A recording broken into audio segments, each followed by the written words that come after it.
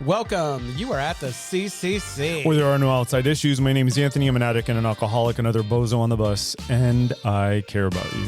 Yes, and my name is Jordan. I'm an addict, always trying to make good choices. Yes, and I'm LouiLou. My pronouns are he and him. I'm in recovery for crystal meth and alcohol, and I'm always in search of balance. Thank you. I was wondering. and each week we strive to foster a brave space where we can engage in conversation centered around topics of recovery. And our intention is to hold and inspire better spaces for more people in recovery by tackling issues that sometimes are used to separate us. Yes, but before we do that, please like, comment, share, subscribe to our little podcast. A little podcast. Subscribe. Tell your friends about us. Tell your enemies about us. Your mom, dad, your uncle, your stepmom, your stepdad. 5 stars. Just 5 stars. 5 stars. 5 stars. And other disclaimers. The thoughts and opinions expressed on at the CCC are alone. We do not represent anyone but ourselves. In other words, we're just a couple of friends behind a mic here to entertain you. And of course, everything we talk about is for general information purposes only. Only. So if you were listening to our last episode, there was a moment when Jordan got really quiet. And the reason why, I never explained this, the reason why he got really quiet is because I took my belt off. Oh my God. I took my belt off and I put it on the table, and Anna was saying that he was triggered. I don't know if he was ever beat with a belt as a child, but I took my belt off because I don't fit in my pants and my belt was like rubbing up against my navel. And so it was like really hurting me. There's a really cool thing called too much information. No, that TMI. sounds like just enough. Wait, TMI, is that like TMZ? Because it's funny. It's like folks were not wondering. Right. I don't think any of us were wondering. Well, if you weren't, now you were. Well, I don't even know if that makes sense. I'm gonna tell you anyway. Yeah. Right. How's everyone doing? I am good. I'm good. Hey, so I'm loving all the I'm energy. good too. Thanks for asking. I'm loving the energy in the Castro because the Castro Theater is open again. I saw my Sam God. Smith. You saw him? I saw him. Did my you go God. see the con? How was it? It was so good. I saw Yeah, him he's on incredible. I actually saw him on the street. It's like, I'm all, hey girl, hey. No, you didn't. No, he walked by. It's like the night before. Like I guess they were rehearsing, and so I'm all thinking. See, honestly, when I go to concert, I like the initial excitement of seeing the person if I've never seen him, and then I'm curious about what they start the show with, and then after that, I'm just there. we're old friends. So I've seen him already. Now I need to. What song did he start with? I forget, but it was good. He wasn't there. I was there. I have video proof. Was it a signed seat or was how? No, the Castro Theater is really cool. So they have the balcony is assigned seats upstairs, but then the main floor is tiered platform areas. No way. Yeah, so you can. So I stood in the top tier. So even though I was in the far back, I saw over everybody's head because I was higher up. Oh, Nice. Yeah, that's a really nice design. That must be new, yeah. It's very nice. Well, I know they remodeled. Yeah, I that's didn't why they realize. closed all that time. They better have done something. and it still felt really close and intimate to him. Which Could you is, That's very could you cool. Smell his breath. I wish I could. Oh, right. all right. Well, let's pick up where we left off, shall we? But Jordan, how are you? I'm dandy. Thanks for asking. All right. I'm glad we did that. Yeah, So how are you doing? How are you? I'm doing really good. I was on a panel, and we were discussing like the experiences of men of color in mental health and mental health work, and it was really awesome. It was very powerful. It was led by Dr. Veronique Thompson, who she's a professor over at the Wright Institute, and she's incredible. Is her name really Veronica?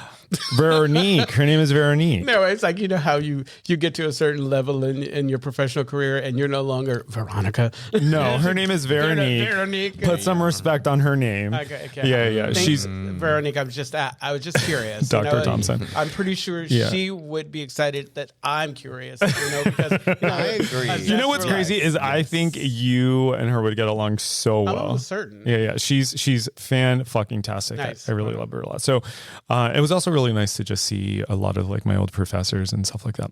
And it's probably, I'm pretty sure you make connections with other like people doing your thing. I mean, it's like doing like mental health work. Yeah, exactly. It's like, I'm all, because don't you have like another network? Because I'm always looking for those intersections. You know, I don't even know if I have an answer to that question because Only hang out with white guys. No, oh my God. Oh my God. Like 90% of my friends are people. If it ain't white, it ain't right. You know what's so funny? You know what's so funny? Because my almost immediate response to that was going to be like, well, my best friend's white. Oh, He's like, my best guy friend is a straight white guy. Oh.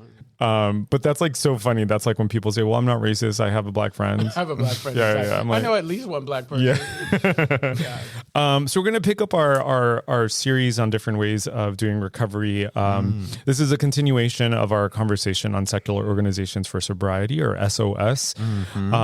So, you know, if you're just listening for the first time into this series, we can give you a quick little preview of what SOS is.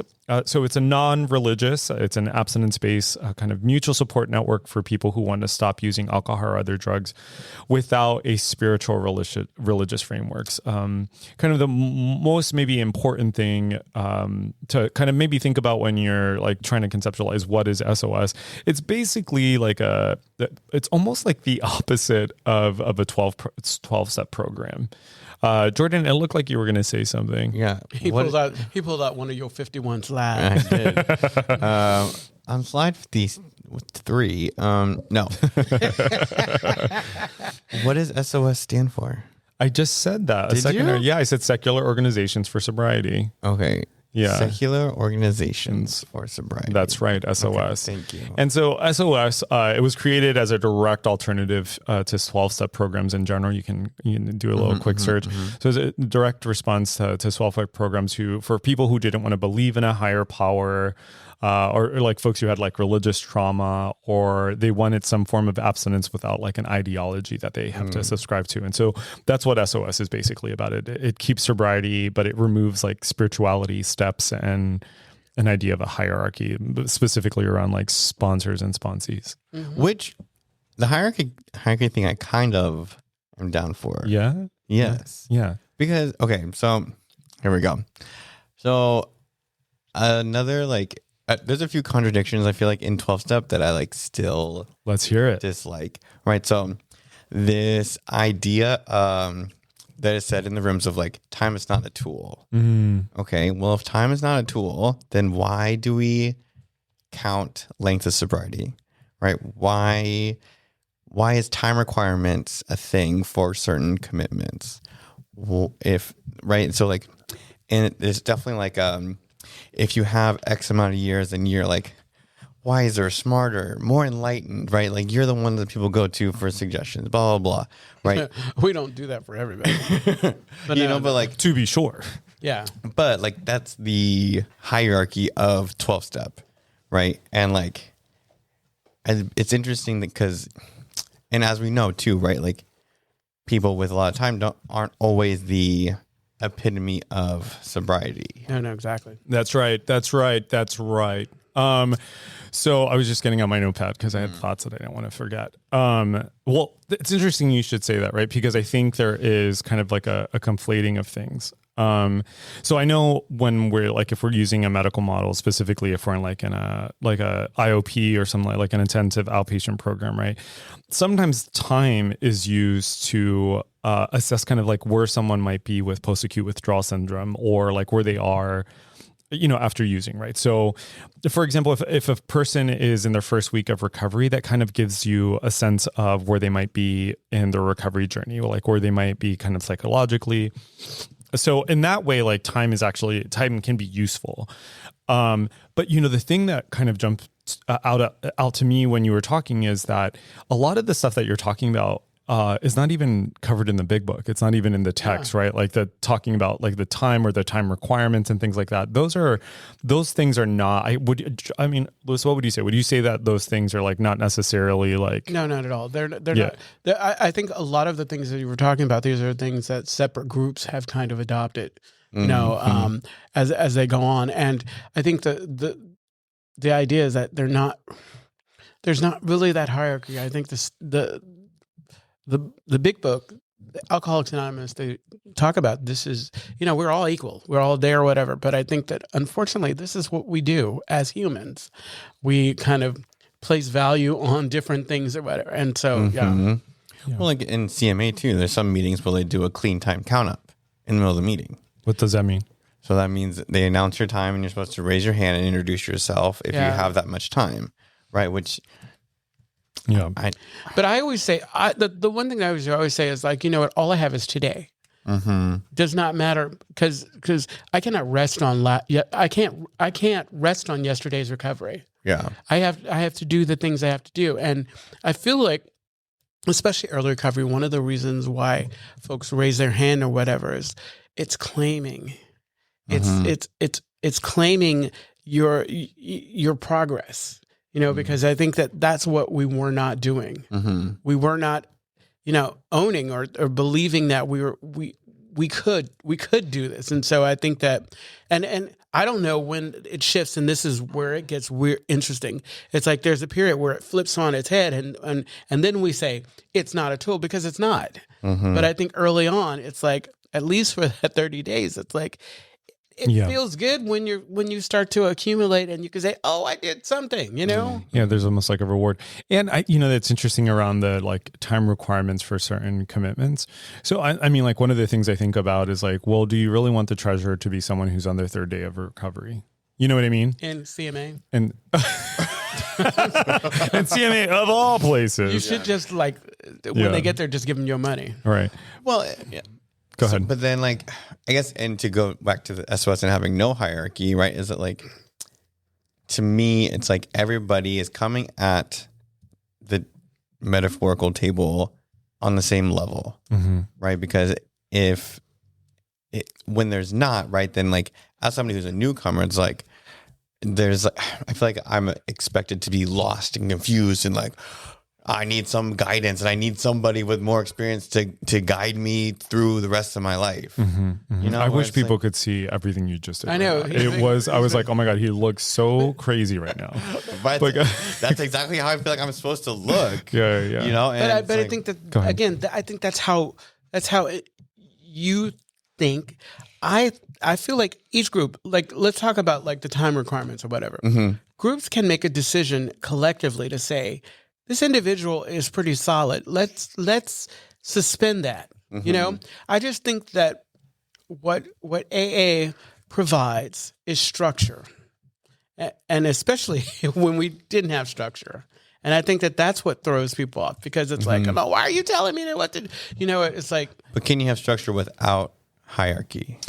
So let's go. So if you're just listening to this conversation for the first time, so one of the things, like maybe a way of grounding this conversation a little bit is, so SOS, they're kind of very specific things that they believe, right? So the first one is that you can recover without surrendering to anything external, right? Your own decision making, your rational thought, and peer support are enough, right? That's essentially what you're arguing, Jordan, is that like those things are enough, right? Yep. I mean, I'm asking. No, for sure.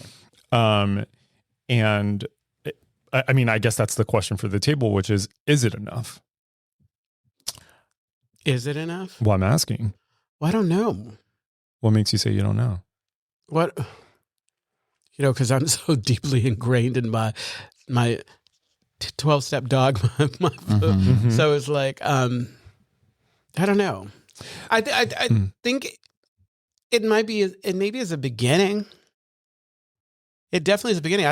I don't want to like take that away from anyone because one of the things we were talking about in between was like, what are some of the kind of what are some of the statistics or some of the you know, like, because like, does it work is basically what you're saying. Because it's like, I can't sit here and tell you that it doesn't work, you know? And so, and actually, I don't want to tell you that, you know, I want it where I want to sit is like 12 steps works for me.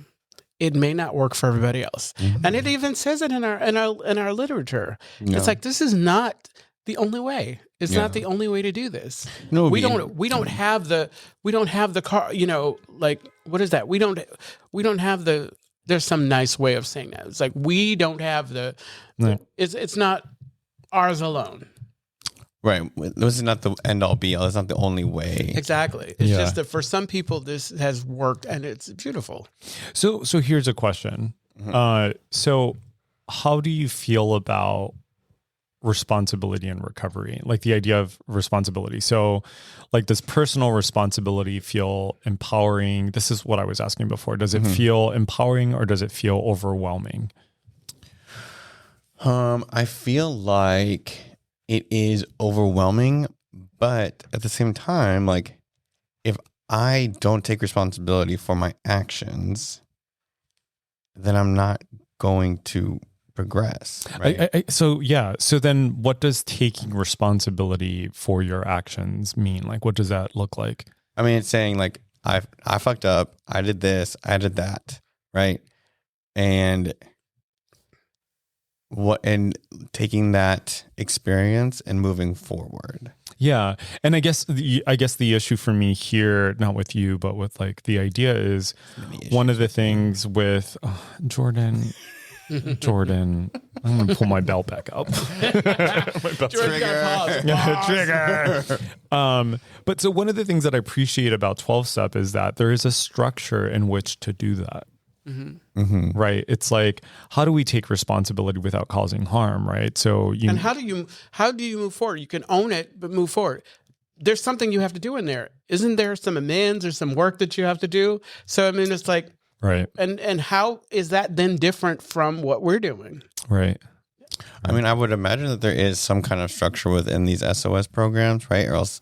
Well, it's a much looser structure. Yeah. Right. It's like the meetings are not. So my understanding, folks, if you're listening and you are part of one of these programs and you want to come on the show, just reach out. We're happy to have you on. Please do. Or invite us to a meeting. Invite us to a meeting. So my understanding is that they function a lot kind of like the IOP groups that I've been a part of before, where like you might check in, you might talk about maybe some struggles that you've had recently, but it sounds to me like it's very kind of present focus. And if you are looking at the past, you're kind of like looking at that to figure out like what you could have done differently. Right. So it's like treatment, huh?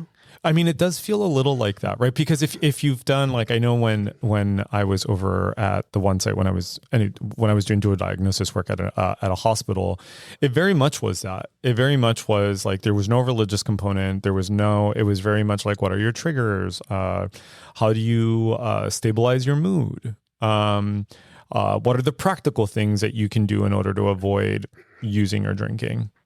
Right. Right. And what do you think about that? Well, here's the thing is like, it goes back to like what Louis was saying, which is like, what is the success rate?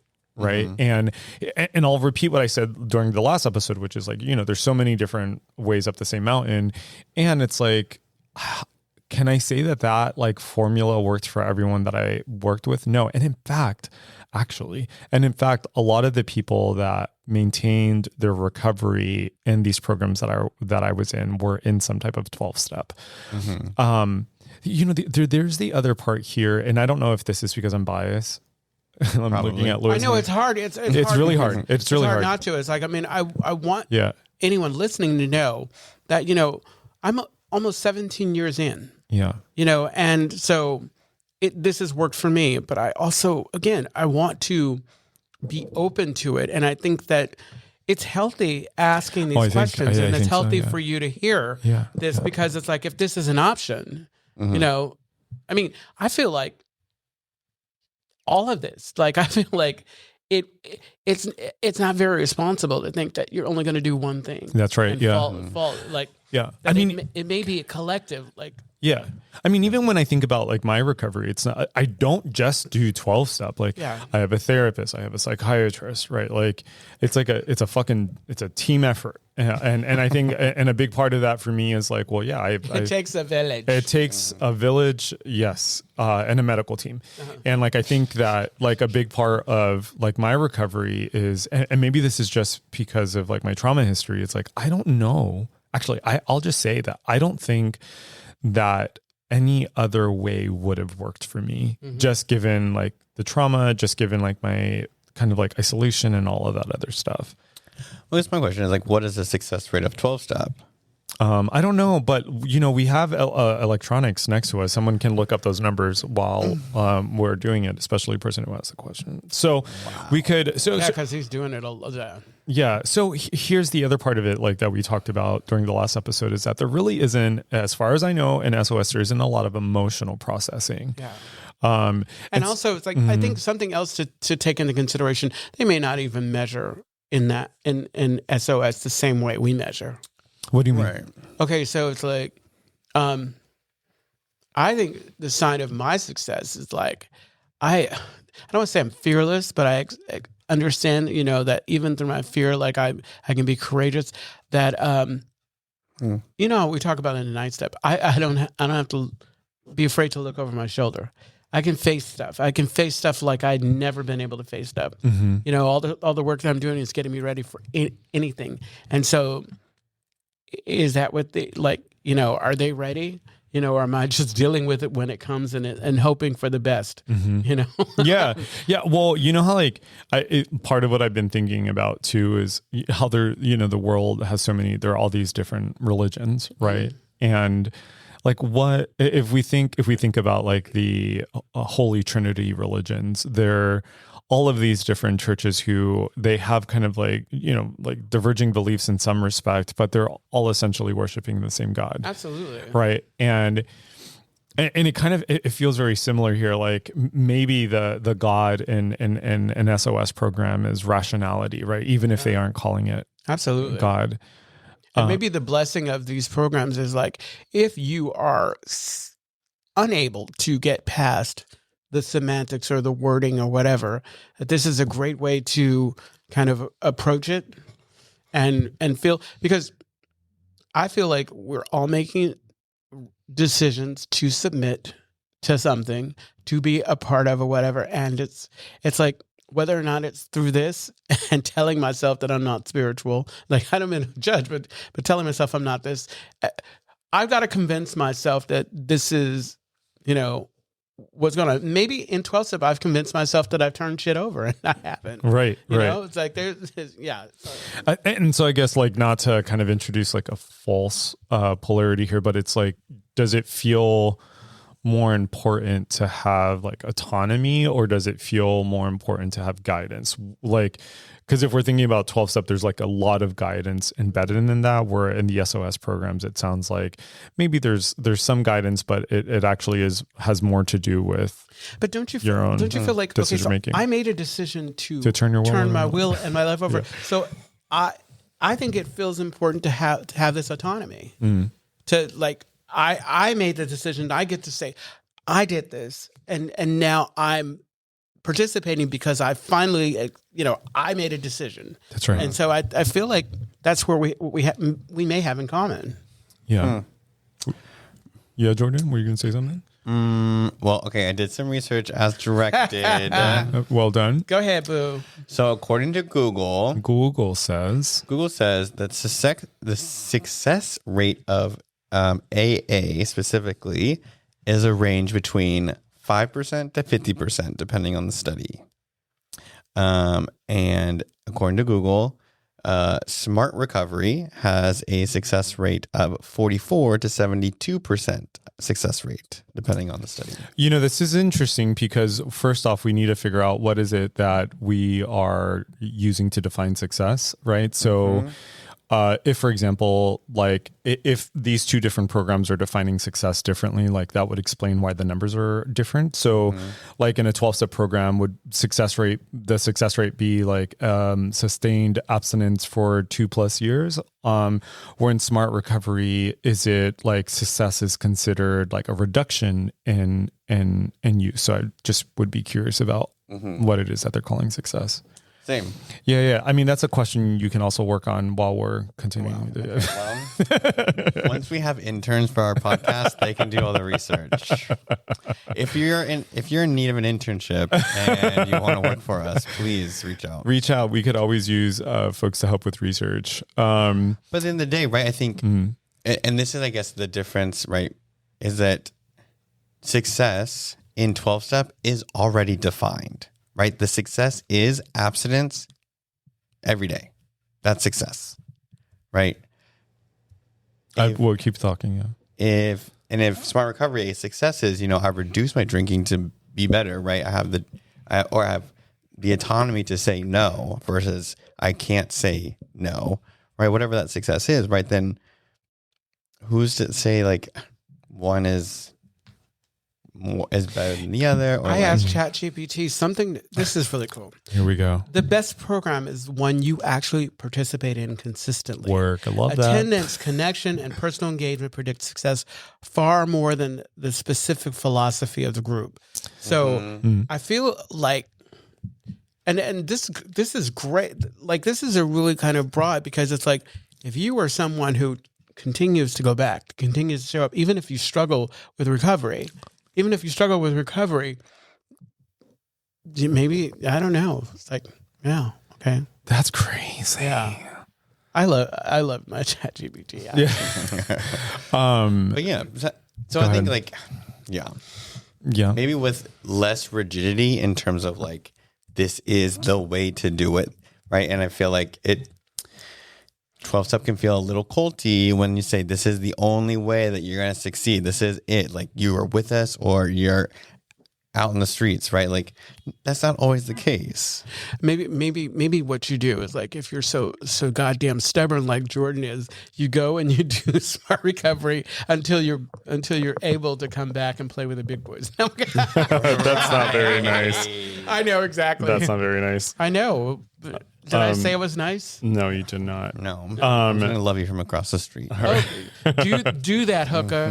No. So I think it's interesting what you say about success being kind of predefined or defined in 12-step, because I'm thinking about kind of some of the things that I've read, and I don't know that I've ever come across anything that defines success in that way, because as far as I understand, success in the program is like recovery one day at a time, or like sobriety one day at a time. Yeah. So I think success, especially in 12-step, goes down to, like, it's tied to our spiritual awakenings. It's tied to how I view things, because the goal for me, I'll just speak for me, is to change how I view how I had been viewing things. Yeah. I had been showing up in a different way. And I think that we each individually get to measure what success is to us. Yes. But you know what, Jordan, I want to go back to what you were saying, because I think you are making actually a really good point here, because when we think about, Did you hear that, Louis? Did you hear that? Like, when we think about, because when we think about AA, even if there are like unspoken things, right? Like, even if we say like recovery or sobriety one step at a time, there are actually things that we would consider success. It's like, do you have a sponsor? Are you going to meetings? Do you have commitments? Right. Are you working the 12 steps, right? Like, so these are things Did you do your 90 and 90? Did you do, which is also made up, but like so I think you're right. Actually, I think you're right that, yeah, I guess you're right. And I think maybe that's like, Can you say it for a third time real quick? well, I I just hear your point. I just hear your point about like the limitations, right? And but I also like what Louis said, which is that, like, the recovery that works is a recovery that resonates with you, right? Totally. And Which I get. I think you're going to succeed in something that you have buy-in in, right? If you believe in the program that you're doing, whether it has religious aspect or not, right? If you have a buy-in, it's going to work, right? You have to have some skin in the game, whether it's mental or physical skin in the game to succeed. And this goes back to our idea of acceptance. You got to accept what's going on, because everybody's going to have an opinion about what you do. Some people don't say it. I say it with my eyes. I'm judging you. But it's like, it's like they're going to get us some skin in the game. If this is what you're doing, do it. 10 toes down. Dive in and do it. It's like, don't half-ass do it and then complain about, like, it's not working. No. Yeah. I'm so I feel distracted, and because I'm really obsessed. I know with there's a lot too. There's so much. And what I'm obsessed with is like the success rates he gave us, because I'm like, wait a minute, I really want to know, number one, what were these studies, and like what was the inclusion criteria, what were like the ways, like the cutoffs and stuff like that. So maybe that's something for us to consider going into the next. I feel like we need to continue this conversation, because it's like every time we leave, it's like another thing. But claiming my time. Oh my God. So the Castro Country Club is something. It's right What there. is it? It's right Oh, there. yeah. It's The right. Castro Country Club is a safe and sober community center for all people and a refuge for the LGBTQ recovery community. Is it? It is. And your line is, Nope. we provide programs and services that There you help go. change lives by supporting personal growth. Yes. And our vision is to reduce the suffering of addiction by connecting people to community, opportunity, and support. You can find more information, including all the ways to contact us at www.castrocountryclub.org/podcast. Yes, and check out new episodes every Monday when they are dropped. Ta-da! We love you. Bye. Bye.